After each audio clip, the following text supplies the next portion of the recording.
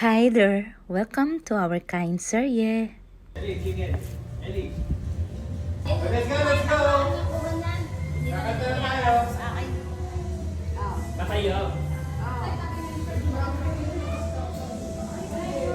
Birthday ni nanay ngayon at nakita na natin yung mga salbabida, ibig sabihin nasa pansol na tayo. Pagdating nga namin sa area kung saan gaganapin yung birthday ni nanay, hindi pa pala tapos mag-ayos. So ayan, tulong-tulong na muna. At nung matapos na, syempre magpi-picture taking na muna si Mother Earth. So ayan, solo-solo muna siya. Ayan, at saka ayan pa, saya niya, diba? And then ayan, dali-dali na namin inayos yung mga pagkain. So, tcharan! Ayan, 75 na si Mother. At dahil nakaset na nga ang mga pagkain, oras na para kantahan si Mother para sa kanyang kaarawan. Wish! Dalangin ko sa Panginoon ay bigyan pa ako ng marami pang buhay. Amen. Amen. 100,000 para nakita ng makapit ka ng 100. Iyon! Pagkatapos nga niyan ay pinicturan uli namin si nanay ng solo para sa kanyang kaarawan. Ayan. And then after niyan yung mga anak naman. Ayan. And then yung pamilya ng panganay. At yung pamilya ng pangalawa. At syempre yung pamilya ng bunso.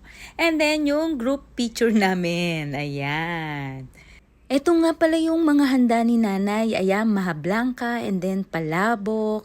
Tapos menudo, ito chicken barbecue, chicken strips, and then kaldereta, tapos lumpiang Shanghai at binagoongan. At yung hotdog na napalakas yata yung pagpaypay.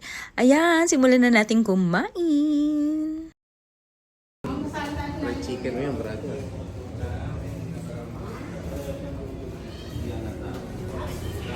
Ito pala yung plate ni Dada. And then, ito naman yung plate ko. Panalo yung lasa ng kaldereta dito, tsaka yung menudo at pork binagoongan. Kakamay?